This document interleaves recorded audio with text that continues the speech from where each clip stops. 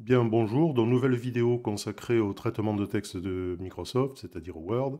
Alors vous vous souvenez peut-être, dans une vidéo précédente, nous avions mis en forme un texte court, c'était une lettre, et pour des documents de ce type, qui ne font pas plus d'une page ou deux, une mise en forme manuelle est suffisante, c'est ce que nous avions fait. Et si par exemple vous souhaitez modifier le paragraphe type, par exemple, si vous souhaitez, je ne sais pas, changer sa police, l'augmenter, augmenter sa taille, modifier le retrait de première ligne, par exemple, ce genre de choses, il vous suffit de modifier une des occurrences de paragraphes et ensuite vous pouvez propager la modification à tous les autres en utilisant le pinceau. C'est ce que nous avions fait, je crois. Alors si c'est possible, si cette manière de faire est possible pour un document court, lorsque les documents deviennent plus longs, ça devient très compliqué. Si votre document commence à faire plusieurs dizaines, voire plusieurs centaines de pages, la propagation d'une modification va vous prendre énormément de temps. Et c'est ici que les styles interviennent. Alors un style, on peut le définir comme un ensemble de paramètres de mise en forme. Disons qu'on donne un nom qu'on identifie. Et ensuite, un paragraphe particulier de votre document peut être attaché à un style. Et si vous souhaitez modifier un type particulier de paragraphe, ben, il suffit de modifier le style auquel ce paragraphe est attaché. Et la modification que vous allez faire va s'appliquer automatiquement, sans aucune action de votre part, à tous les autres paragraphes qui sont attachés à ce style-là. Donc c'est l'intérêt principal des styles. C'est pas le seul. Vous verrez aussi qu'il existe des styles particuliers pour les titres et les sous-titres de votre document et que ces styles sont utilisés pour générer automatiquement une table des matières. Autre avantage. Voilà. Et puis il y a d'autres fonctionnalités qui sont utiles pour les documents longs, comme table des matières, je viens d'en parler, mais aussi table des illustrations, notes de bas de page, etc. Donc voilà, je suis désolé pour cette introduction qui est comme souvent un peu longue et place à la pratique. Donc nous allons mettre en forme un document que j'ai préparé à partir de la page Wikipédia sur la Nouvelle-France et nous allons mettre en forme ce document comme si c'était un document long. En réalité, il ne l'est pas tellement, hein, il doit faire 4 ou 5 pages, mais nous allons le mettre en forme comme s'il l'était ou du moins comme s'il avait vocation à le devenir. Alors première chose, comment est-ce que l'on gère les styles via l'interface? Donc vous voyez qu'ici, vous avez un ruban avec, voilà, vous avez un certain nombre de styles qui apparaissent. Vous voyez qu'il suffit de survoler ces styles pour que le paragraphe courant vous en donne un aperçu. Alors, ce que l'on voit apparaître, alors ce sont les styles par défaut, puisque pour le moment, on n'a configuré aucun style particulier. Et vous voyez que la liste qui vous est proposée ici est relativement limitée. Tous les styles attachés au document n'apparaissent pas ici. Il s'agit des styles principaux ou de ceux que vous avez mis à jour récemment. Comme souvent, vous avez au niveau du groupe style un bouton de lancement de boîte de dialogue. Et là, vous avez voilà, une fenêtre sur laquelle apparaissent, je crois, les mêmes styles. Enfin, il y en a peut-être un peu plus ici.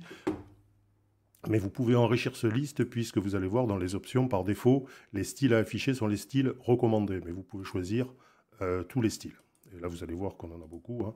Si on n'a que simplement dans les styles recommandés des titres pour les niveaux 1 et 2, là, vous voyez que vous avez une série de titres jusqu'à un niveau 9. Bon, en général, on n'a pas besoin de tous ces styles, sauf pour des utilisations très particulières, dont je vais en rester au style recommandé. Voilà. Et nous allons commencer à appliquer, alors même si les styles par défaut, très honnêtement, vous allez le voir, hein, ils sont pas extraordinaires, mais vous verrez qu'on peut ensuite très facilement modifier ces styles-là. On va quand même, malgré tout, les utiliser. Donc, par exemple, la Nouvelle-France, on va utiliser le style titre, qui peut correspondre, si vous voulez, au titre du document. Origine de la dénomination, on va prendre un titre de niveau 1. Histoire, on va prendre là aussi un titre de niveau 1. Donc, vous voyez, il suffit de se positionner sur le paragraphe et de cliquer sur le style que vous voulez, auquel vous voulez attacher ce paragraphe-là, si je puis dire. Ensuite, dans le deuxième titre de niveau 1, Histoire, on va créer 3 titres de niveau 2. Donc, celui-ci, même chose, titre de niveau 2. Et celui-ci.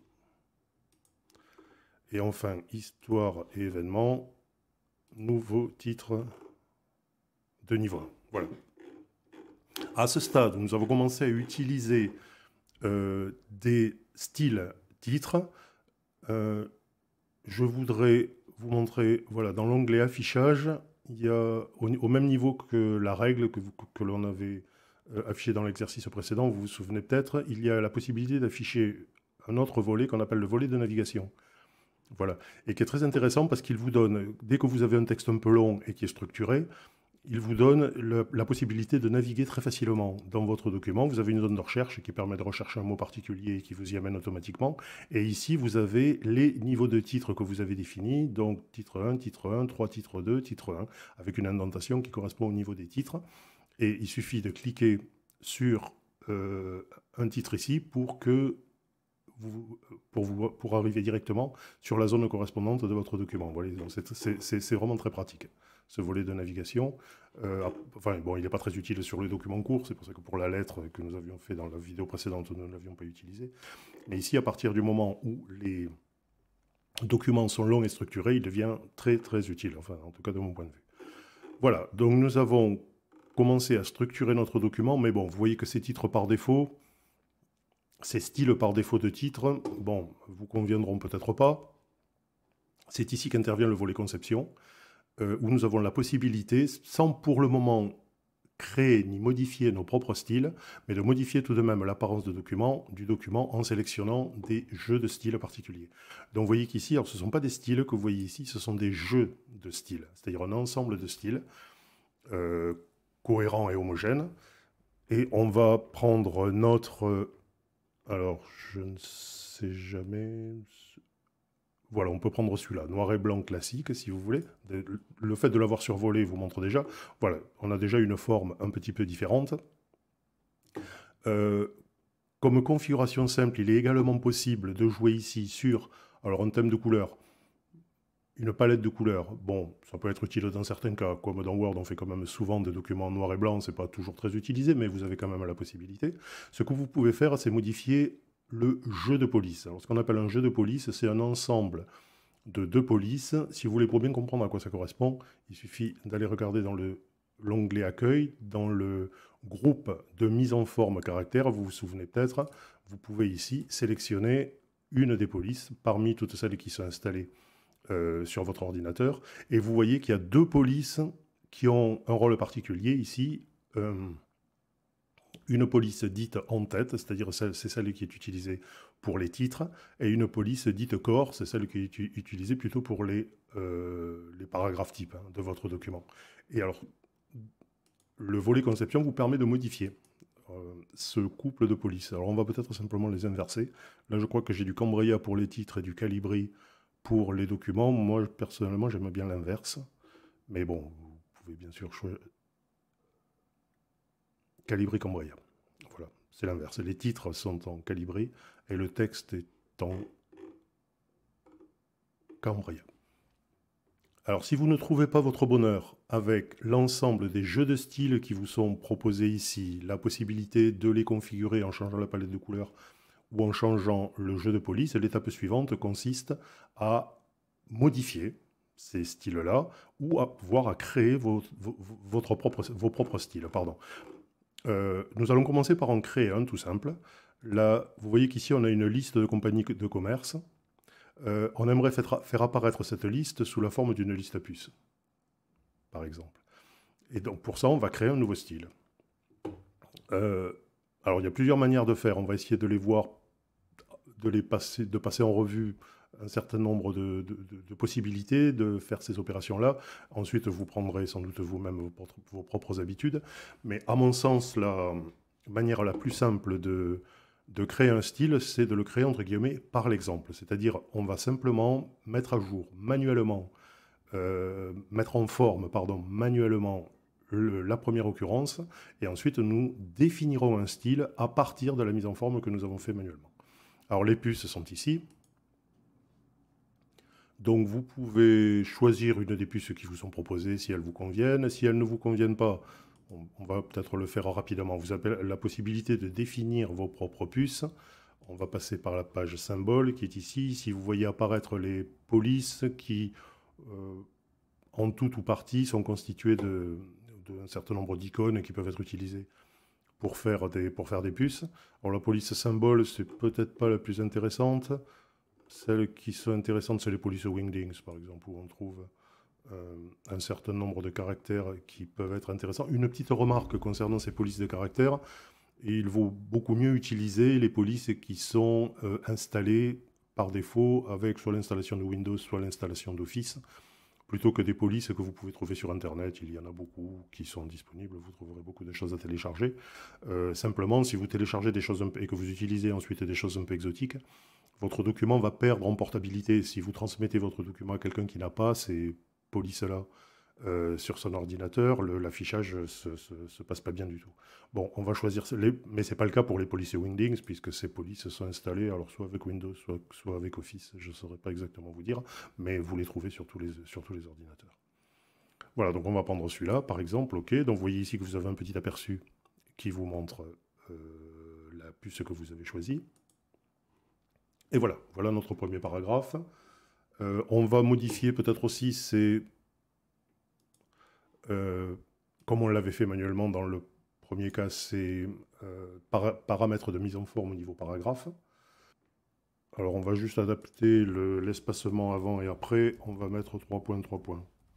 En général, pour des listes puces, il me semble que c'est... Voilà, donc ça modifie un petit peu les espacements avant et après.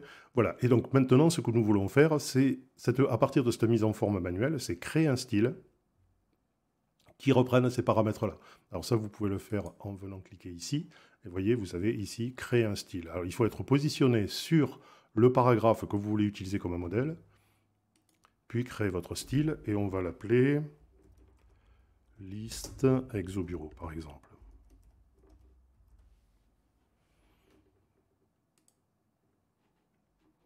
Voilà. Vous le voyez apparaître ici. Et puis on devrait aussi le voir apparaître ici. Voilà, il apparaît même en première position, puisque c'est le style que je viens de créer. Ensuite, il suffit de prendre tous ces paragraphes-là et de leur appliquer le même style.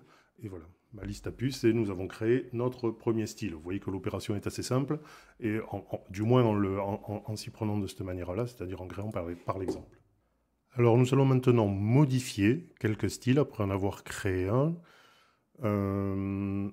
Le style normal, par exemple, nous allons le modifier en introduisant un retrait de première ligne. Voilà, par exemple. Alors, pour modifier des styles, là aussi, vous allez voir plusieurs manières de faire.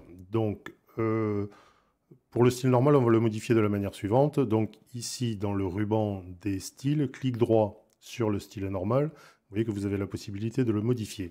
Cette fenêtre apparaît alors avec un certain nombre de paramètres que vous pouvez déjà modifier à ce niveau-là, mais c'est ici que vous allez trouver toutes les modifications avec différents panneaux de formatage. On retrouve le formatage, la mise en forme caractère, paragraphe, mais aussi les tabulations, les bordures, énormément de choses ici.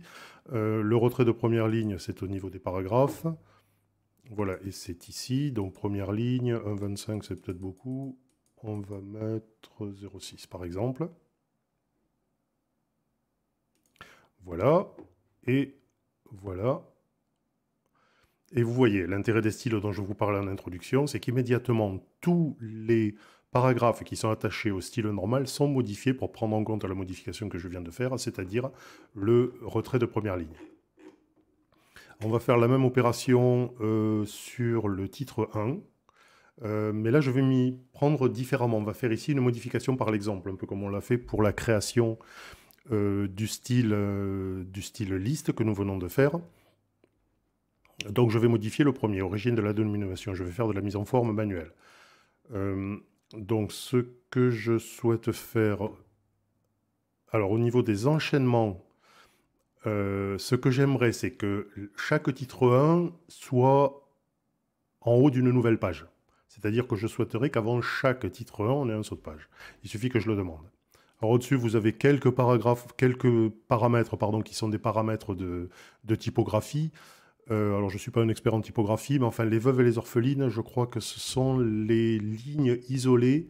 Si vous voulez, lorsque vous arrivez en bas de page, Word crée automatiquement un saut de page lorsqu'il n'arrive plus à placer dans la page où vous êtes le texte que vous avez rentré. Et un paragraphe peut être coupé en deux. C'est-à-dire Word va tenter dans la page courante de faire apparaître toutes les lignes de votre paragraphe qu'il peut, et il va repousser les autres lignes à la page suivante. Si ce fractionnement d'un paragraphe se traduit par une ligne isolée, soit dans la page de départ où vous auriez que la première ligne du paragraphe, toutes les autres sont repoussées à la page suivante, ou bien au contraire, le paragraphe est presque intégralement pris en compte, c'est juste la dernière ligne qui est repoussée sur la page suivante. Voilà. Alors je ne sais jamais quel cas correspond à la veuve et quel cas correspond à l'orpheline, mais il s'agit de ces cas-là. Le paragraphe peut tout de même être coupé en deux si vous ne choisissez que cette option-là. C'est-à-dire si par exemple un paragraphe fait 8 lignes, vous pouvez très bien en avoir 4 sur une page et 4 sur la suivante. C'est simplement les lignes isolées que vous évitez ici. Alors paragraphe solidaire, là c'est lorsque vous souhaitez que plusieurs paragraphes apparaissent sur une même page, qu'il n'y ait pas de saut de page automatique qui soit inséré entre eux. Le fait de le sélectionner pour un paragraphe donné va rendre ce paragraphe solidaire du suivant. Ligne solidaire, c'est lorsque vous voulez que le paragraphe reste entier. Et enfin, saut de page avant, c'est ce que nous venons de faire ici. Voilà. Et donc, vous voyez que la modification n'est prise en compte. Ce n'est pas le style que j'ai modifié, mais simplement ce paragraphe-là. Et donc, là, il apparaît bien en début d'une nouvelle page. Par contre, histoire, qui est aussi un titre 1, lui, non. On va faire quelques autres modifications. Un espacement après qu'on va peut-être augmenter un peu. Voilà, qu'on va passer à 12. Voilà. Et puis, on va le souligner. Alors, pour souligner un texte, plusieurs manières de faire. Vous pouvez le faire soit avec la fonctionnalité de la mise en forme caractère qui est ici. Bon. Vous pouvez aussi le faire, alors c'est pas exactement la même chose, mais en utilisant les bordures qui sont ici. Alors soit en sélectionnant la bordure inférieure, mais si vous voulez avoir un peu plus de possibilités de configuration, il faut venir ici, bordure et trame, ce qui vous permet en particulier de modifier l'épaisseur du trait, par exemple, sa couleur aussi si vous le souhaitez. Et ce petit schéma ici vous permet d'indiquer où est-ce que vous souhaitez vos bordures, au-dessus, à droite, à gauche, en dessous. Donc nous on veut souligner, donc c'est ici. Nous allons rester là pour la modification du titre 1, mais je le redis une nouvelle fois, c'est uniquement ce paragraphe-là que nous avons modifié de manière manuelle. Nous n'avons pas modifié le style. Si je veux modifier le style titre 1 maintenant pour prendre en compte les modifications que je viens de faire, titre 1, je l'ai ici, dans la barre des styles, clic droit, et vous avez une option qui est mettre à jour titre 1 pour correspondre à la sélection. C'est exactement ce qu'on souhaite faire. Et voilà. Et si vous le faites maintenant, tous les autres titres 1, c'est-à-dire, enfin on en a 3 je crois dans le document, voilà, ont exactement la même mise en forme. Alors moi, personnellement, j'ai plutôt tendance à préférer cette deuxième manière de modifier les styles, disons par l'exemple, plutôt que de le faire par la fonction de modification. Mais bon, là, je vous ai montré les deux manières de faire. C'est comme d'habitude. Je pense que vous prendrez vous-même vos habitudes, si je puis dire. Alors, ce qu'on souhaite souvent, et ce qui n'est pas le cas ici, c'est numéroter les titres. Par exemple, celui-là, on aimerait bien que ce soit avoir un numéro 1 en face, origine de la dénomination, histoire numéro 2. Ensuite, pour les titres de niveau 2, on pourrait avoir quelque chose comme 2.1, 2.2, 2.3. Enfin, vous connaissez ce mode de numérotation hiérarchique. Alors, les numérotations hiérarchiques se font ici. Vous voyez, c'est un peu ce type-là que l'on souhaiterait avoir, mais vous voyez qu'il y en a deux. Il y a celui-là et puis il y a celui qui est en dessous. Celui qui est en dessous a l'air d'être à peu près le même, mais il y a simplement des mentions titre 1, titre 2, titre 3 qui apparaissent. Lorsque ces mentions-là apparaissent, vous voyez c'est le cas sur certaines numérotations hiérarchiques, mais pas sur toutes, lorsque les mentions des titres comme ça apparaissent dans la définition de la liste hiérarchique, c'est que cette numérotation va être appliquée au titre. On pourrait aussi choisir d'appliquer une numérotation à de simples paragraphes pour des raisons diverses, sans forcément l'appliquer au titre. À ce moment-là, c'est plutôt celle-là qu'on choisira. Ici, nous, c'est bien les titres que nous voulons numéroter, dont nous allons choisir cette option-là, et automatiquement, tous les titres sont numérotés. Donc, vous voyez, original dénomination grand 1, grand 2, 2.1, on doit avoir 2.2 et 2.3, puis 3. Alors, on aurait pu gagner un tout petit peu de temps, parce que dans le ruban conception, dans les jeux de style, vous avez un, je crois que c'est celui-là, voilà, noir et blanc numéroté, qui fait directement la numérotation telle qu'on vient de la faire, c'est directement fait au niveau de style. Et pour terminer, nous allons simplement faire un peu de mise en forme de la première page. Le style titre, nous allons le modifier pour l'aérer, le mettre un peu à distance, le séparer du texte qui suit, donc modifier, paragraphe, et voilà, espacement après, 30 points, voilà. Ça devrait le détacher suffisamment du texte qui suit, très bien. Ce texte-là, qui correspond en fait à l'introduction de notre document, on pourrait l'encadrer avec un encadrement avec une légère bordure. Alors on peut faire ça, une légère ombre, pardon. On peut faire ça ici avec bordure et trame, et voyez, encadrement ombré, on peut mettre le trait en point, c'est bien. Voilà, voilà, très bien. Alors simplement, le texte est peut-être un peu proche de la bordure, donc ça aussi c'est quelque chose que l'on peut modifier. Donc je reviens dans bordure et trame, c'est dans les options qui sont ici. On peut par exemple passer toutes les distances à 10 points, il me semble que ça va suffisamment détacher le texte. Voilà, très bien. Encore une petite chose qu'on peut faire, bon c'est quelque chose qui se fait plus beaucoup, mais qui est la création d'une lettrine. Bon, vous l'aurez vu une fois, voilà, dans le texte. Bon, ça donne un style peut-être un tout petit peu désuet. Mais bon, dans certains cas, peut-être. Voilà, bah écoutez, pour ce première vidéo, je vous propose d'en rester là. Elle a été essentiellement consacrée au style, qui est, je me répète, vraiment une fonctionnalité très importante. Et dès qu'on travaille sur des textes qui sont un petit peu longs, l'utilisation des styles n'est pas une option. Il faut vraiment le faire. Sinon, l'utilisation que l'on fait de Word n'est quand même pas très bonne. Voilà. Je vous remercie d'avoir suivi cette vidéo jusqu'au bout. J'espère qu'elle vous aura intéressé et je vous souhaite une bonne route.